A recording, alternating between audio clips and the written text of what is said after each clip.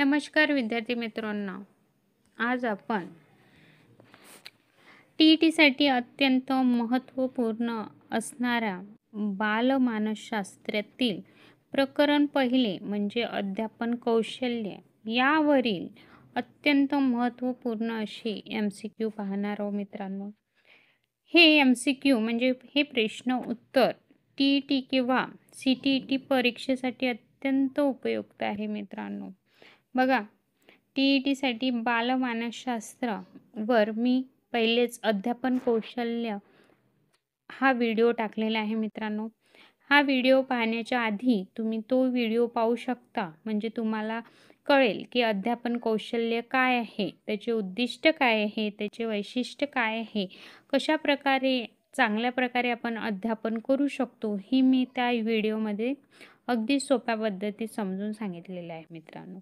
जर तुम्हाला अध्यापन कौशल्य काय आहे हे माहिती करून घ्यायचं असेल तर अगदी शॉर्ट व्हिडिओ मी टाकलेला आहे, आधी तो पाहून घ्या मित्रांनो. चला, ह्या व्हिडिओमध्ये आपण अध्यापन कौशल्य रिलेटेड कोणकोणते क्वेश्चन येऊ शकते हे आपण पाहू मित्रांनो. तर बघा, प्रश्न क्रमांक पहिला काय आहे मित्रांनो, की पहिला प्रश्न आहे आपला की अध्यापन कौशल्य म्हणजे काय. तर बघा, विषय सांगण्याची पद्धत असू शकते का? नाही मित्रांनो. शिक्षकाची वागणूक असू शकते का? अध्यापन कौशल्य नाही.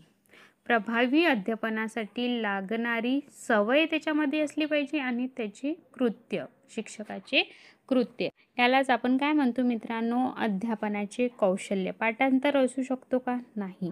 म्हणजे पहिला याचा आन्सर आहे मित्रांनो सी. अध्यापन कौशल्य म्हणजे काय? तर अध्यापन कौशल्य म्हणजे प्रभावी अध्यापनासाठी लागणारी सवय किंवा कृत्य आहे मित्रांनो. त्यानंतरचा प्रश्न आहे, अध्यापन कौशल्याचे मुख्य उद्दिष्ट काय आहे? तर बघा मित्रांनो, अध्यापन कौशल्याचे मुख्य उद्दिष्टे शिक्षकाला परीक्षा घेणे होतो का? नाही. विद्यार्थ्यांना घाबरवणे तर मुळेच नाही मित्रांनो.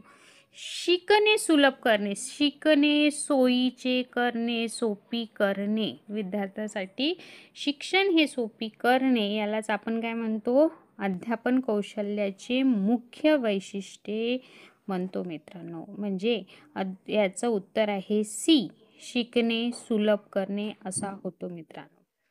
त्यानंतर प्रश्न क्रमांक तिसरा आहे, सर्वप्रथम अध्यापन कौशल्याचा संकल्पनाचा विकास कुठे झाला? म्हणजे अध्यापन कौशल्याची संकल्पना किंवा विचार सर्वप्रथम कोणत्या देशात निर्माण झाला मित्रांनो? तर बघा, अध्यापन, सूक्ष्म अध्यापन किंवा अध्यापन कौशल्य हे सर्वप्रथम कुठे आले मित्रांनो? अमेरिकेतून आले. तर बघा, अध्यापन कौशल्याची संकल्पना मग कुठून आली पाहिजे? तर अमेरिकेतून मित्रांनो. याचं करेक्ट आन्सर आहे सी, अमेरिकेतून. त्यानंतर प्रश्न क्रमांक चौथा मित्रांनो, सूक्ष्म अध्यापन, मी आता सांगितलं तुम्हाला, मायक्रो टीचिंग आपण त्याला म्हणू शकतो, कोणी विकसित केली? आता बघा, अमेरिकेतून ही संकल्पना आली. मग कोणी केलेली आहे? तर सायंटिस्ट एलन आणि रायन यांनी सूक्ष्म अध्यापन म्हणजे धडे काय करायचे, छोटे छोटे करून, त्यांचे पार्ट करून छोट्या छोट्या याच्यात आपल्याला काय करायचं आहे, त्यांना शिकवायचं आहे. यालाच आपण काय म्हणतो, मायक्रो टीचिंग. मायक्रो मीन्स छोटे, लहान लहान धडे.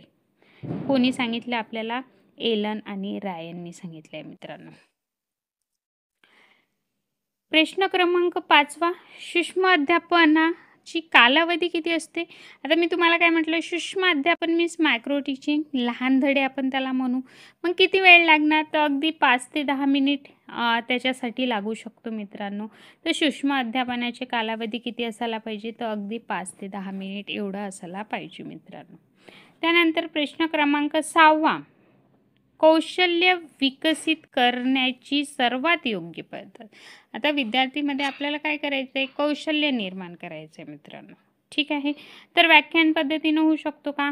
नाही. कोणत्या पद्धतीनं होऊ शकतो? अगदी सूक्ष्म अध्यापन पद्धत म्हणजे मायक्रो टीचिंग मित्रांनो. म्हणजे काय असते? मायक्रो टीचिंगने आपण काय करू शकतो, विद्यार्थ्यामध्ये कौशल्य विकसित करू शकतो, ते बी अगदी योग्य पद्धतीने मित्रांनो. तर याचं उत्तर आहे सूक्ष्म अध्यापन पद्धतीमार्फत. प्रश्न क्रमांक 7 आहे मित्रांनो, पूर्व प्रेरणा देणे हे कोणत्या कौशल्य संबंधित आहे? प्रेरणा म्हणजे विद्यार्थ्यांना पहिलेपासून काही माहीत आहे, मग प्रश्न विचारून असू शकतो का? नाही मित्रांनो. स्पष्टीकरण करून होऊ शकतो का? नाही मित्रांनो. प्रेरणा कौशल्य, प्रेरणा देऊन, बरोबर आहे. पूर्व प्रेरणा देणे यालाच आपण काय म्हणतो, प्रेरणा कौशल्य असं म्हणतो मित्रांनो. त्याचं उत्तर आहे सी, प्रेरणा कौशल्य असा होतो मित्रांनो. त्यानंतरचा प्रश्न आहे योग्य प्रश्न विचारणे. विद्यार्थ्यांनी काय करायचं आहे, योग्य प्रकारे प्रश्न विचारला, अगदी करेक्ट उत्तर प्रश्न विचारला, हे कोणत्या कौशल्यात येते मित्रांनो? स्पष्टीकरण येतो का? नाही. प्रश्न कौशल्य, आपलं उत्तर आहे बी, प्रश्न कौशल्य. फळकूट लेखन म्हणजे बोर्ड लेखन, बळकटीकरण म्हणजे त्यांचे उद्देश बळकट करणे नाही. काय आहे? योग्य प्रश्न विचारले म्हणजे कोणतं कौशल्य आहे? तर प्रश्न कौशल्य आहे मित्रांनो. त्यानंतरचा प्रश्न असा आहे बळकटीकरण करणे म्हणजे अगदी जो अध्यापन आहे तो बळकट करणे, रेनफोर्समेंट त्याला आपण म्हणू शकतो. शिक्षा देऊ शकतो का? नाही.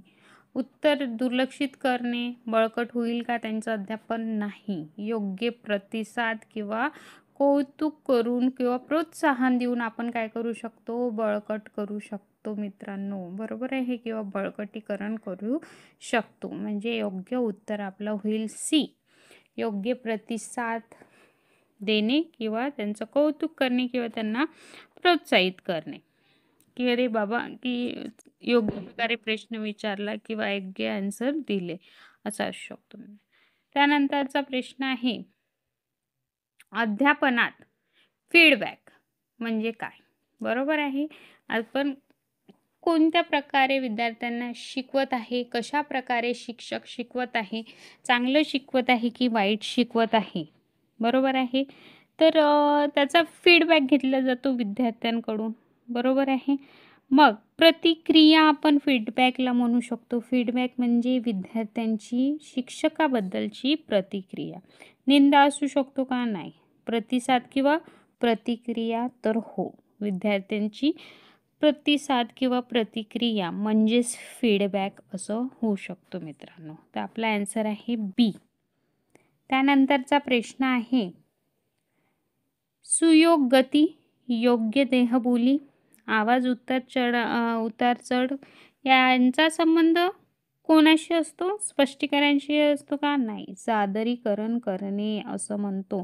म्हणजे यालाच कोणता कौशल्य म्हणू शकतो आपण?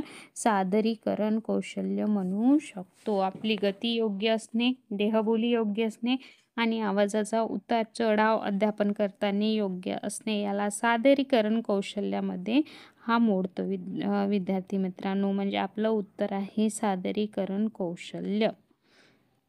त्यानंतरचा प्रश्न आहे फळकूट म्हणजे बोर्ड वापरण्याचे कौशल्य कसे असायला पाहिजे? तर बघा, फळकूट लेखन कौशल्य पहिलेच इथं आपला उत्तर करेक्ट असणार आहे मित्रांनो. बोर्ड लेखन आपण त्याला म्हणू शकतो किंवा फळकूट लेखन असं पण म्हणू शकतो मित्रांनो. त्यानंतरचा प्रश्न आहे की शिक्षण प्रतिक्रियेत सराव म्हणजे प्रॅक्टिस कशासाठी आवश्यक आहे? विसरण्यासाठी? नाही. कौशल्य दृढ करण्यासाठी? हो मित्रांनो, हा आपला आन्सर आहे कौशल्य दृढ करण्यासाठी. कारण की शिक्षा देण्यासाठी नसू शकतो, पद्धत बदलण्यासाठी. हा पण ऑप्शन एकदम इनकरेक्ट आहे. तर शिक्षक प्रक्रियेत सराव प्रॅक्टिस कशाचं? कौशल्य त्यांचं दृढ करणे याच्यासाठी असते मित्रांनो. त्यानंतरचा क्वेश्चन आहे मित्रांनो, अध्यापन कौशल्य विकसित करण्यासाठी प्रथम काय केले जाते?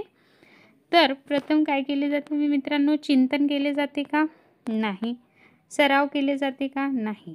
प्रात्यक्षिक केले जाते, त्यांना डेमो देऊन, बरोबर आहे, त्यांना डेमो देऊन काय करायचं आहे आपल्याला,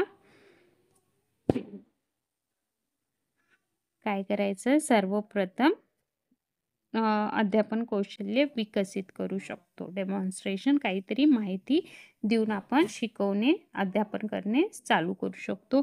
उत्तर आहे प्रात्यक्षिक. सर्वप्रथम काय केले पाहिजे, तर स्टार्टिंग केली पाहिजे कोणत्या तरी डेमॉन्स्ट्रेशननी. ठीक आहे. त्यानंतरचा क्वेश्चन आहे मित्रांनो, क्वेश्चन नंबर 15. शिक्षकाचे स्मितहास्य कोणत्या प्रकारचे बळकटीकरण करते? नकारात्मक नाही, मौखिक, नॉन व्हर्बल, सकारात्मकच असेल मित्रांनो. शिक्षा असू शकतो का नाही, दुर्लक्ष असू शकतो का नाही. म्हणजे आपलं करेक्ट आन्सर आहे मौखिक नाही किंवा नॉन व्हर्बल, सकारात्मक असा असू शकतो मित्रांनो. प्रश्न क्रमांक 16.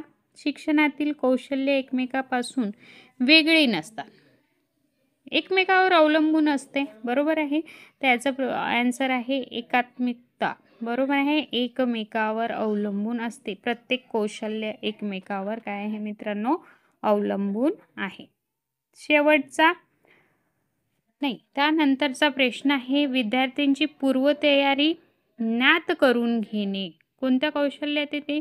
प्रश्न विचारणे नाही, प्रारंभिक कौशल्य आपण त्याला म्हणू शकतो मित्रांनो. तर उत्तर असेल बी, प्रारंभिक कौशल्य. शिक्षकाचे वर्गात विद्यार्थ्यांना समजून घेणे म्हणजे दडपण टाकणे का? नाही. शिक्षा देणे का? नाही. राग येणे का? नाही. समावेशकता करणे म्हणजे समजून घेणे, हा असा उत्तर होतो मित्रांनो याचा. प्रश्न क्रमांक 19. यशस्वी शिक्षकाची पहिली ओळख काय असायला पाहिजे? आवाज मोठा असणे? नाही. फक्त शिकवणे? नाही. उत्तर असेल विद्यार्थी केंद्रित अध्यापन करणे असा होतो मित्रांनो. उत्तर असेल सी. आणि शेवटचं अध्यापन कौशल्य कशासाठी सर्वोत्तम मार्ग कोणता? शिकवण्यासाठी. परीक्षा? नाही. निरीक्षण करणे? नाही. प्रत्यक्ष सराव करून घेणे, सराव केल्यानंच बळकटीकरण होतं. कौशल्य हे अध्यापनाचे कौशल्य आहे मित्रांनो. तर याचा आन्सर आहे सी, प्रत्यक्ष सराव करणे असा होतो मित्रांनो. तर हे होते मित्रांनो प्रकरण पहिला, अध्यापन कौशल्यावरील काही प्रश्न खूप महत्त्वाचे आहे. जर आवडले असेल तर नक्कीच लाईक करा, शेअर करा आणि सबस्क्राईब करा. धन्यवाद.